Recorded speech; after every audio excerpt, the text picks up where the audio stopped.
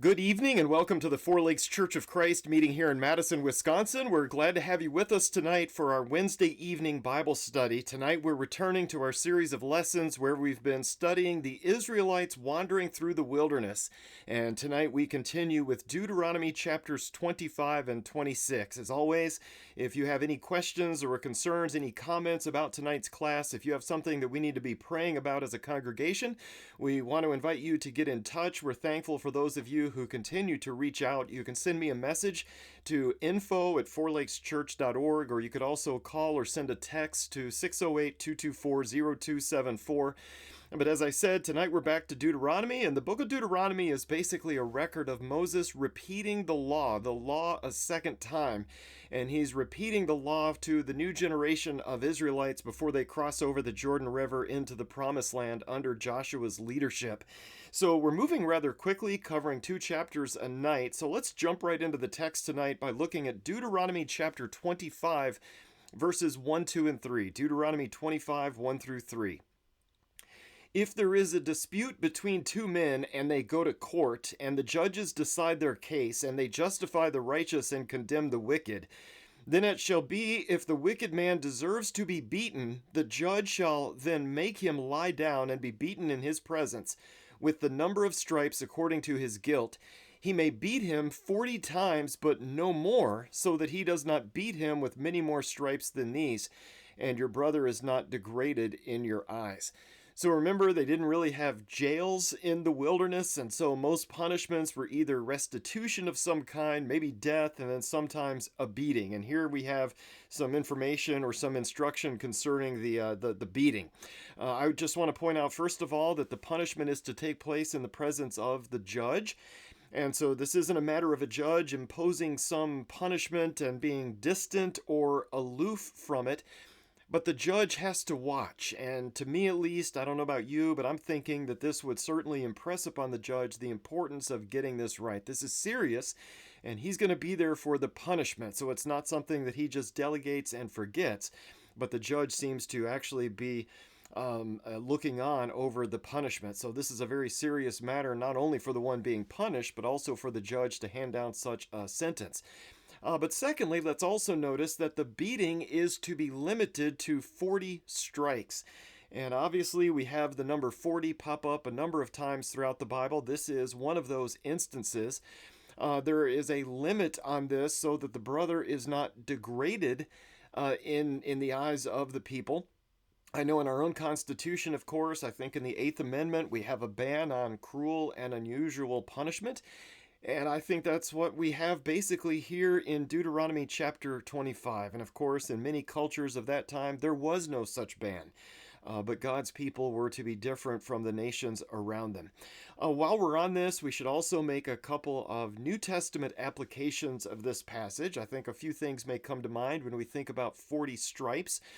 First of all, I want to point out that when Jesus was beaten after a sham of a trial, he was beaten not by the Jewish authorities, he was beaten by the Romans, who had no such limits. The Romans, in fact, were pretty much experts at beating a person to within an inch of their life. Their goal was often to do absolutely as much damage and pain as possible, really just short of killing the person. But notice the Jews, though, they were limited to 40 strikes. And that brings us to the Apostle Paul. I think most of us are thinking of Paul here in 2 Corinthians 11:24, as he's listing all of the ways that he's suffered, all of the shipwrecks that he's endured, all of the times he's gone without food, and so on.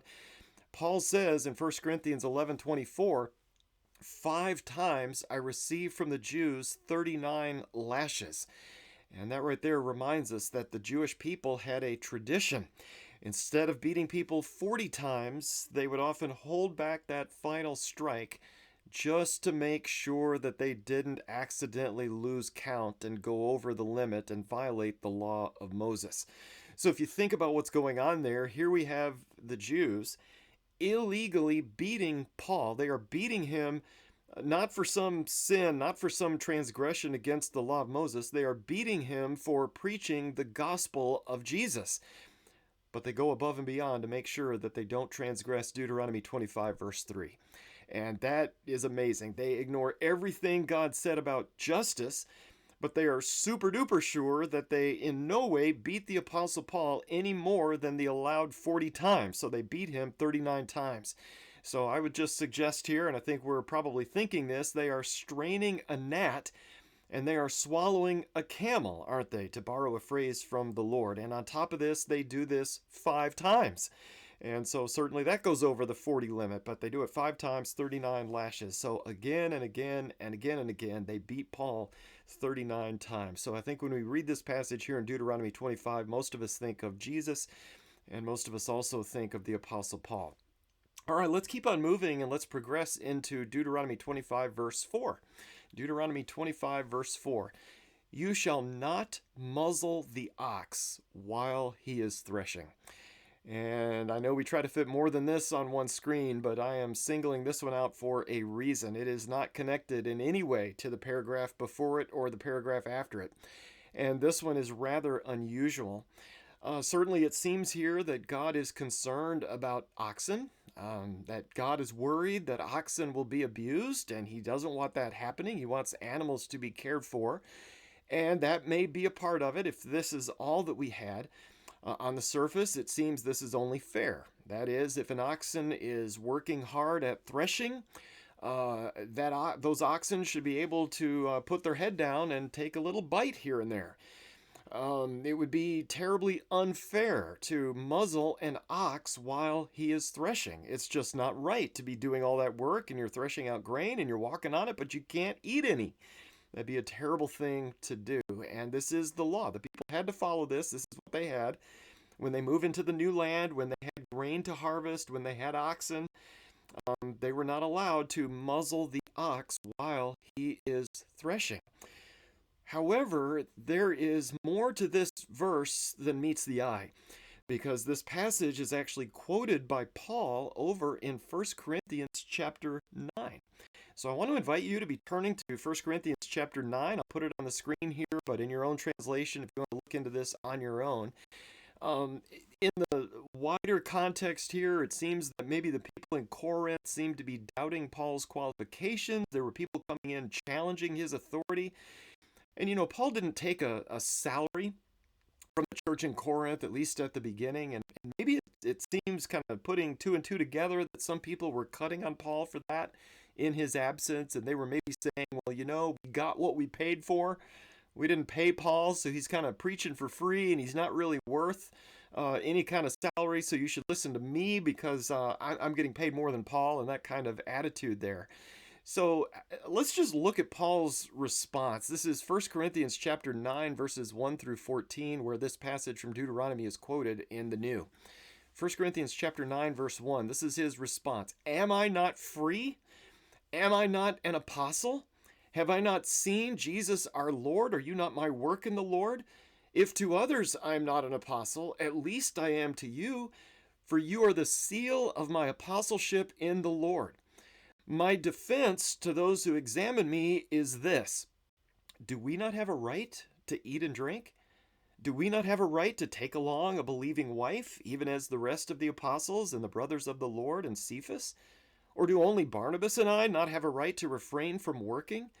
Who at any time serves as a soldier at his own expense? Who plants a vineyard and does not eat the fruit of it? Or who tends a flock and does not use the milk of the flock? I am not speaking these things according to human judgment, am I? Or does not the law also say these things? For it is written in the law of Moses, you shall not muzzle the ox while he is threshing. God is not concerned about oxen, is he? Or is he speaking altogether for our sake? Yes, for our sake it was written, because the plowman ought to plow in hope, and the thresher to thresh in hope of sharing the crops. If we sowed spiritual things in you, is it too much if we reap material things from you? If others share the right over you, do we not more? Nevertheless, we did not use this right, but we endure all things so that we will cause no hindrance to the gospel of Christ. Do you not know that those who perform sacred services eat the food of the temple, and those who attend regularly to the altar have their share from the altar? So also the Lord directed those who proclaim the gospel to get their living from the gospel. And I don't know about you, I find that so interesting. And I know it's easy for us to think in chronological order in terms of the scriptures, that the law of Moses came first, followed by the church. However, the way I try to look at it sometimes is that in the mind of God, the New Testament really came first, and that God planned for our salvation from long ago. And then he went back and developed a way to get there. And I hope that makes sense to you. And I think we see evidence of this here. That whole oxen thing really wasn't about oxen. I mean, it was, but it wasn't. God's real and enduring concern was that gospel preachers be supported by the church in the preaching of the gospel. That's the mission. The mission was to get the good news to the whole world, and preachers had to be financially supported to make that happen. And so to get to that point, he had to teach his people hundreds of years earlier about the importance of not muzzling the ox while he is threshing. And, I kind of think about this with other things as well. For example, the sacrifices. I know we've talked about this when we studied the book of Hebrews. Jesus was always going to be the sacrifice.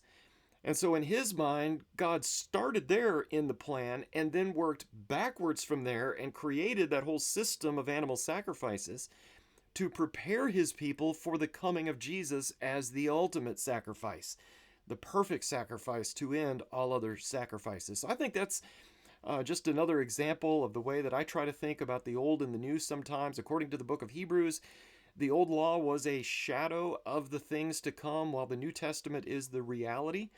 So the new is what creates the shadow, the old is the shadow. The new is where it's at. The old was created simply to get us to the new. Well, I just want to suggest the same with not muzzling the ox. It wasn't really about the ox, but it was about God's messengers having a right to be financially supported in their work.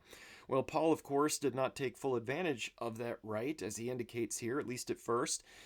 In my mind, Paul is perhaps going door to door and he's preaching and teaching in Corinth. There is no church. Paul is there by himself at the beginning and he's just going around preaching. And as he's doing that, he's not asking for donations. I mean, can you imagine us doing that? Going door to door in Madison and saying, well, here's the good news. Oh, by the way, can you buy me lunch, please? Can you provide my salary? That's not the way we do that even today. So Paul, he didn't do that either. He worked as a tent maker when he first arrived in Corinth, according to Acts chapter 18. But he worked as a tent maker only until Silas and Timothy show up with a financial gift from the city of Philippi. So only at that point does the text tell us in Acts 18 that Paul began devoting himself completely to the word. When the gift from Philippi shows up, that's when Paul goes full time as a preacher. Up until then, he was a vocational preacher, part-time, we might say. That's kind of a weird way of looking at it. I don't like thinking about that. I don't think of preachers who work in secular work and preach. I don't think about them as being part-time. I think of them as being full-time preachers, but also full-time in their secular work just to feed their families. Have a great respect. I have a number of friends who are able and willing to do that. However, as Paul will explain later in 2 Corinthians 11, he actually seems to regret not taking a salary from the church in Corinth because it might have cheapened his influence there. So he started out with good intentions, but based on the way people were twisting that, he kind of looks back on it and says, well, maybe I should have taken a salary. Maybe you'd respect me more if you paid me for what I was doing. In fact, he says in 2 Corinthians 11, 7 through 9, or did I commit a sin in humbling myself so that you might be exalted because I preached the gospel of God to you without charge? And then he says, I robbed other churches by taking wages from them to serve you. And when I was present with you and was in need, I was not a burden to anyone, for when the brethren came from Macedonia, they fully supplied my need. And in everything I kept myself from being a burden to you and will continue to do so. Man, what an amazing way of putting that. I robbed other churches so I could serve you people. And here you are taking advantage of it. And I think that's why that we were so eager as a congregation to become self-supporting. We were receiving heavy outside support when we first moved to Wisconsin, but thankfully we've been able to cut that down through the years. And from time to time, people have said, well, if large churches down south just want to send us money, let's just take it. And, we'll put it to use. And my argument has been, no, that's not what Paul did. He was eager for the churches to whom he was preaching to support him. and to mature in their faith so that other churches could send those funds elsewhere. We do not want to rob other congregations on a long-term basis. Well, I know that we have taken a little bit of a detour here, to say the least, but the point is, this verse in Deuteronomy about oxen is not really about oxen. It is, but it isn't. It is so much more than that. So I wanted to kind of bring the New Testament context in here.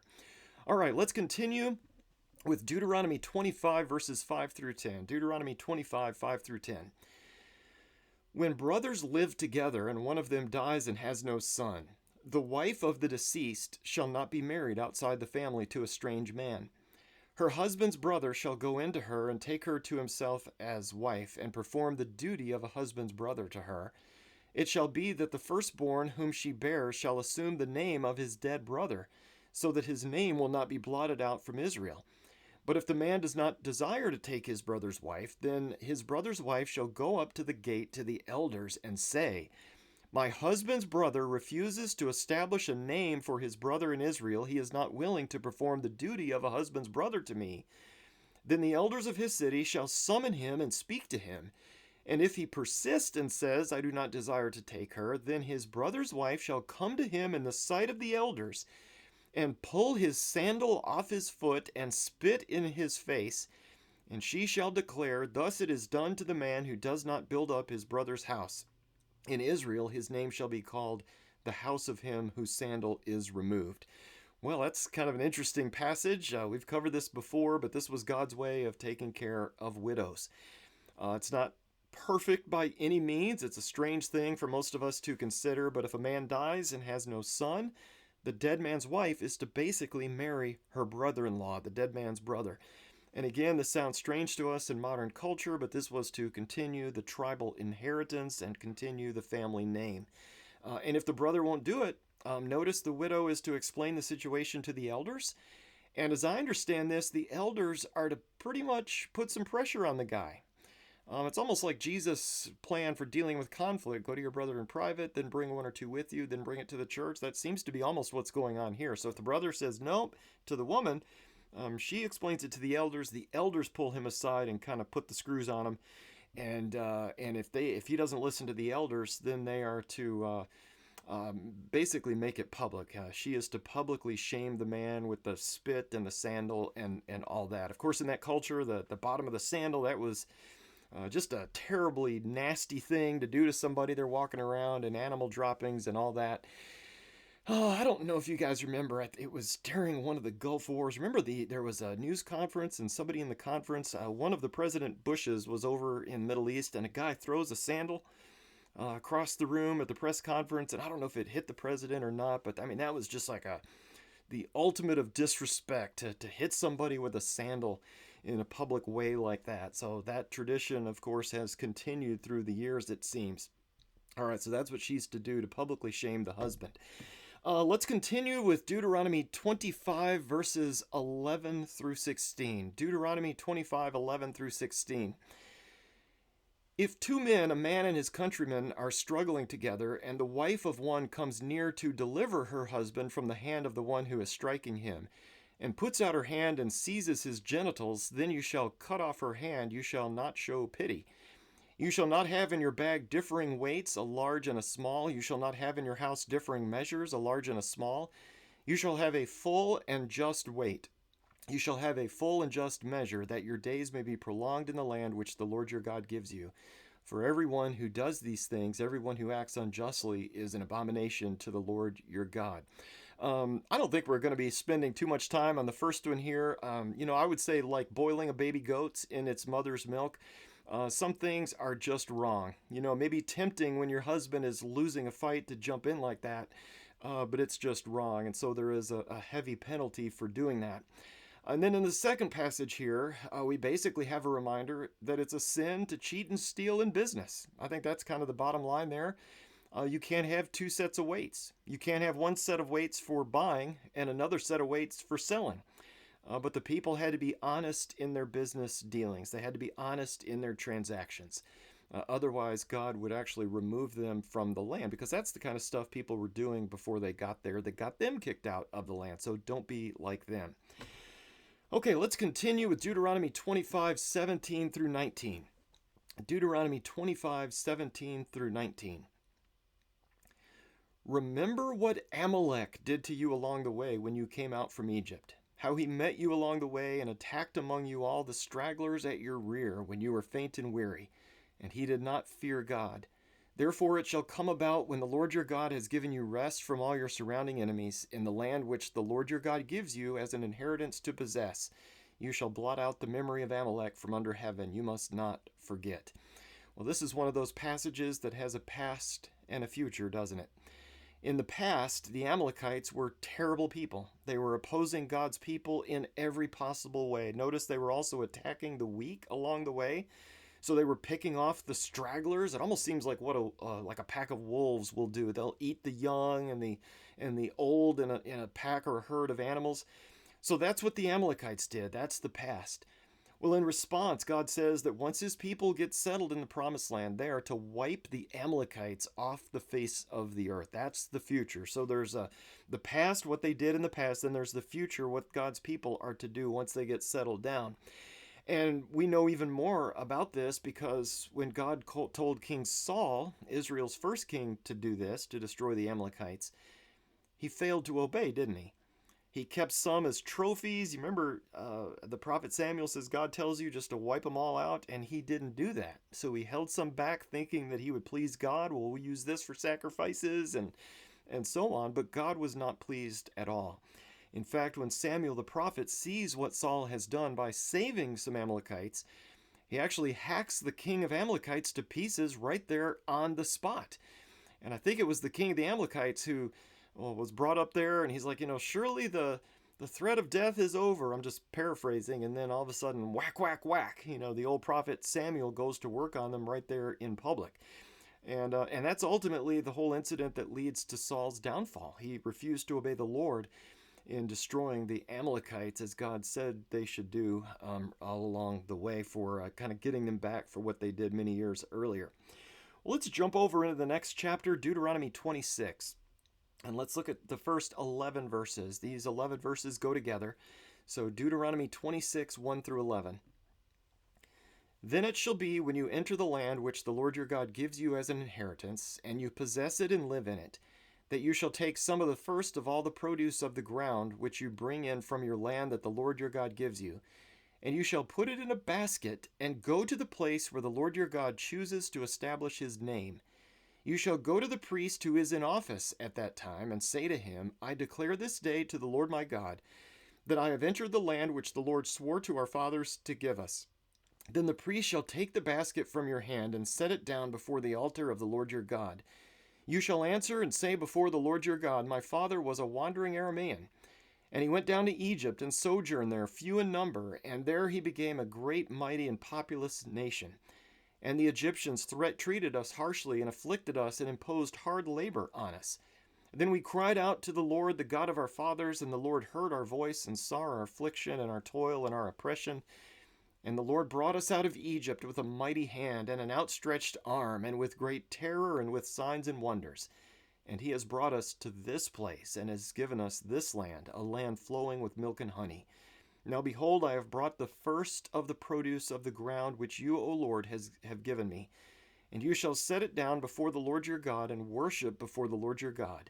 And you and the Levite and the alien who is among you shall rejoice in all the good which the Lord your God has given you and your household. A few notes here before we move on from this, starting with the fact that the place of worship is yet to be determined. I know we've noted this along the way. God is apparently somewhat flexible with this, as the place of worship will change a time or two through the years. I would almost compare it to God telling Abraham to get up and go to a place that he would show him as he got closer. So it doesn't say Jerusalem in this passage. They weren't in Jerusalem yet, so that really wouldn't have meant much to them. But he basically says, in the place where the Lord will tell you to go. We should also note that God's people were to give, but they were never told to give what they didn't have. But instead, God promises to bless them with produce. And when that produce arrives, they are to take the first fruits of it to the priest as an offering, representing the fact that the rest of it belongs to God as well. So they were to give the first fruits to the Lord through the priest. And then we should also note that as they bring their offerings to the priest, they are basically to make a little speech, aren't they? So they're not just dropping something off in a bucket, they're not just putting something on a table, but as they present their offering before the Lord, they are to recite the history of their people, that their ancestors wandered and came to Egypt, and that God rescued them from oppression and brought them into this beautiful land. And so giving then was to be a learning experience, and it was to be a way of rededicating themselves to the Lord. And I think it's safe to say that the same is true today.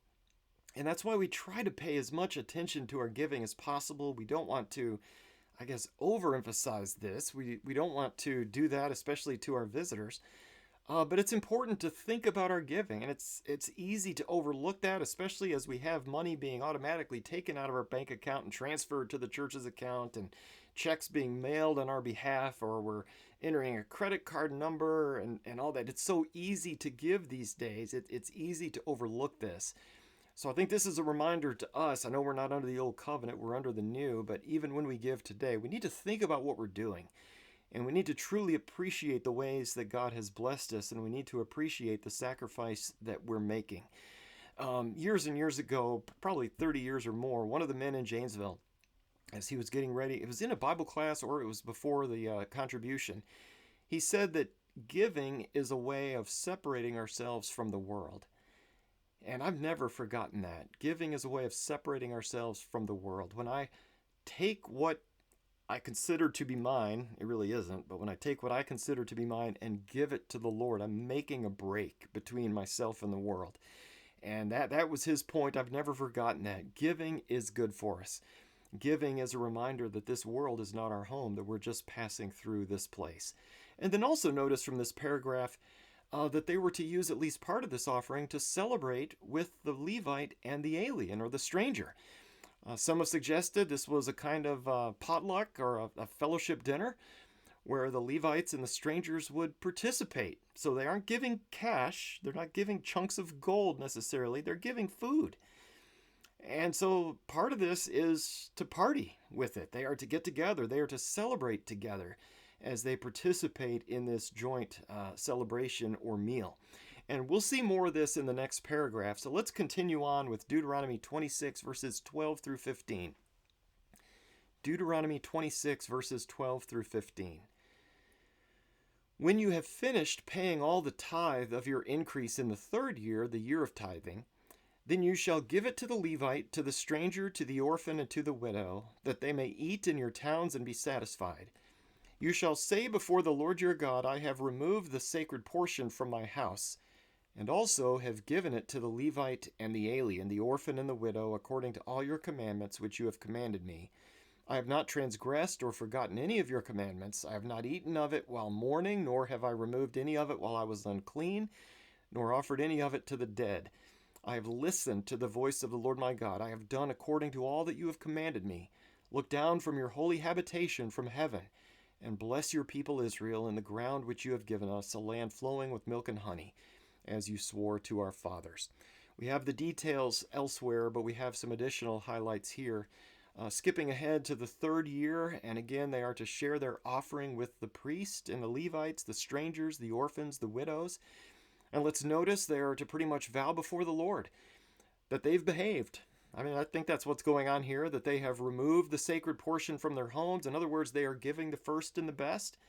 And they're not just giving the first and the best, but they are testifying that they are giving the first and the best, that they've held nothing back. So there are no excuses here. They are given appropriate, even if they were mourning, and they are to affirm publicly that they have not done any of those weird customs associated with the locals, like making an offering in honor of the dead or whatever. But they have obeyed the Lord wholeheartedly, and they're now asking the Lord's ongoing blessings on his people. Well, let's close with the last paragraph tonight, Deuteronomy 26, verses 16 through 18. The last little chunk here, Deuteronomy 26, 16 through 18. This day the Lord your God commands you to do these statutes and ordinances. You shall therefore be careful to do them with all your heart and with all your soul. You have today declared the Lord to be your God, and that you would walk in his ways and keep his statutes, his commandments, and his ordinances, and listen to his voice. The Lord has today declared you to be his people, a treasured possession as he promised you, and that you should keep all his commandments, and that he will set you high above all nations which he has made for praise, fame, and honor, and that you shall be a consecrated people to the Lord your God as he has spoken. All throughout this study, we've noted that Deuteronomy is a repetition of the law. That's true. But it is so much more than just a cold, hard legal document. This does not read like the tax code, does it? This does not read like a bill presented by Congress to be signed, but instead, Deuteronomy is full of love, and we see it again here. This isn't just because I said so, but this is Moses practically begging the people to be faithful to God because God loves them. They are God's treasured possession. Therefore, Moses is really encouraging them to love and honor God in return, to be separate from the world, just as God has instructed. Well, this brings us to where we can pause for a week. So next week, we hope to continue with chapters 27 and 28, if the Lord wills. As always, thank you so much for being with us tonight. I know there are many other things that we could be doing on a Wednesday evening. If there's something we need to be praying about, if we can help or encourage you as a church, we want to invite you to reach out by sending an email to info@fourlakeschurch.org. You could also give me a call or send a text to 608-224-0274. As we close tonight, let's go to God in prayer together. Our Father in heaven, we are so thankful tonight that you are a God who loves us and wants us to do what's best for us. Thank you for giving us your word, and thank you for telling us about your people in ancient times so that we can learn more about who you are. We ask that you strengthen those who are recovering from various surgeries and injuries. Be with our seniors as they demonstrate what it means to be faithful over the long run. Bless those who are grieving the loss of loved ones. Bless the young parents of the congregation as they bring up their children to know more about who you really are. Thank you, Father, for Jesus. We come to you tonight in his name. Amen.